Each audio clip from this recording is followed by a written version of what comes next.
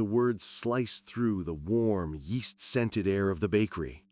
"Arthur, nobody wants this heavy, old-fashioned bread anymore." Kevin, his daughter's new husband, held up a tablet displaying charts and graphs like a shield. "Your methods are obsolete. This is trash." He didn't just say it, he spat the word, gesturing to the beautiful, dark-crusted loaf of rye bread Arthur had just pulled from the oven. A loaf whose recipe had sustained his family and his Chicago neighborhood of Bridgeport for over 60 years. Mrs. Gable, who had been coming to Kowalski's authentic bakery since she was a little girl, froze with her hand in her purse. The humiliation was instant, a hot flush that crawled up Arthur's neck, sharper than the heat of the brick oven behind him. Before Kevin, Arthur's world had been one of rhythm and respect. It began at 3 a.m. in the quiet darkness, with the gentle hiss of the gas ovens coming to life. His hands, though gnarled with age, moved with a dancer's grace, plunging into mounds of flour, feeling the exact moment the dough came alive. This bakery wasn't just a business, it was a living thing. He inherited it from his father, who brought the sourdough starter with him from Poland. The smell of baking bread was the neighborhood's alarm clock.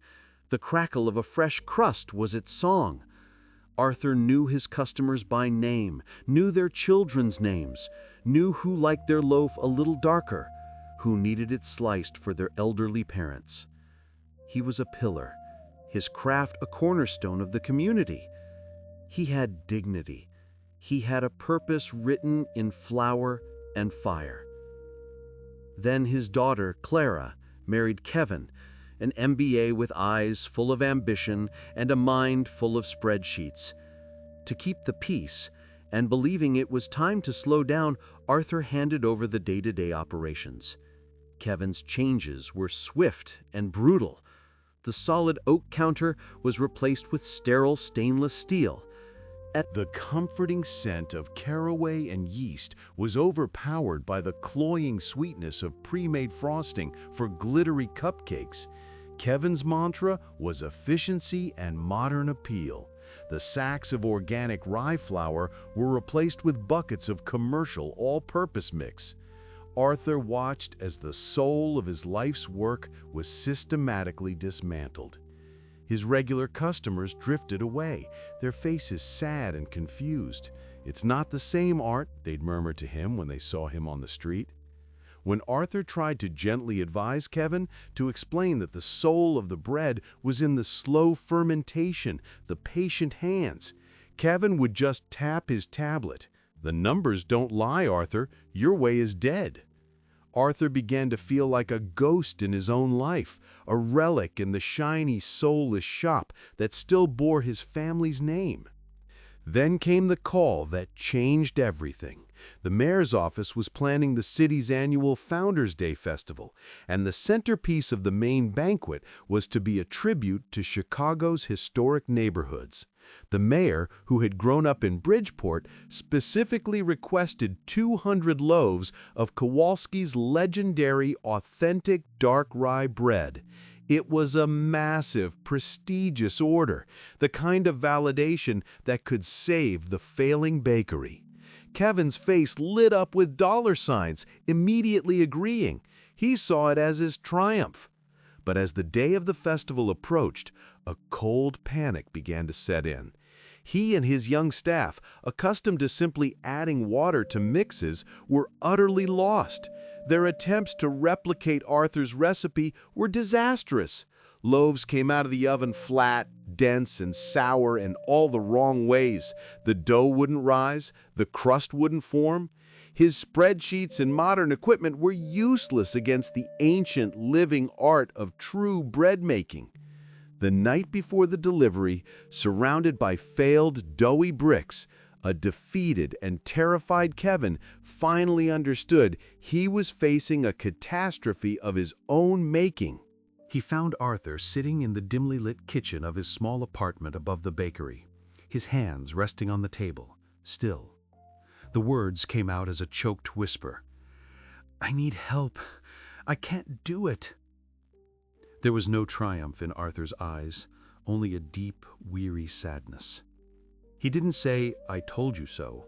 He simply stood up, went downstairs, and tied on his old flour-dusted apron.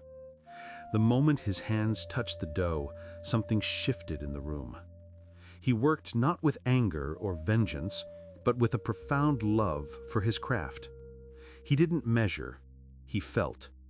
He poured the starter, his movements an unbroken chain connecting him to his father and grandfather. The air filled with the familiar, comforting smells Kevin had tried so hard to erase. He kneaded the dough with a power that defied his age, a rhythmic slap and fold on the old wooden board that was both music and prayer. Kevin watched, mesmerized and humbled, as a true master reclaimed his kingdom. He wasn't just watching a man bake bread, he was witnessing the physical manifestation of a lifetime of dedication, a knowledge so deep it lived in the man's very bones. By dawn, 200 perfect loaves of dark rye bread cooled on the racks, their crusts crackling softly. They were a triumph. At the festival, the mayor held up a slice and spoke of tradition, of soul, of things that shortcuts and efficiency could never replace. The praise for Kowalski's bakery was overwhelming. Late that night, in the quiet of the bakery, Kevin stood before Arthur, his arrogance completely stripped away.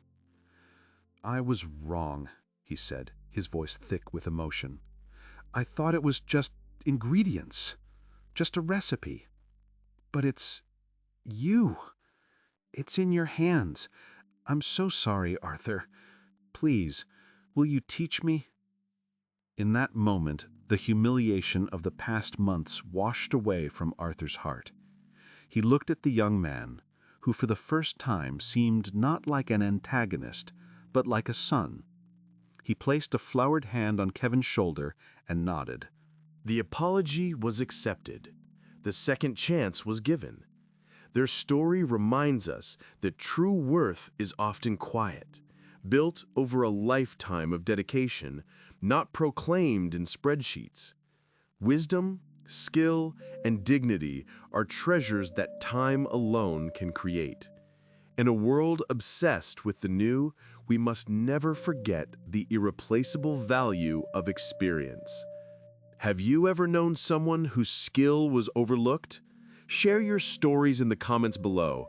We'd love to read them and honor the masters among us. And if this story touched your heart, please subscribe for more tales of the human spirit. Until next time, take care.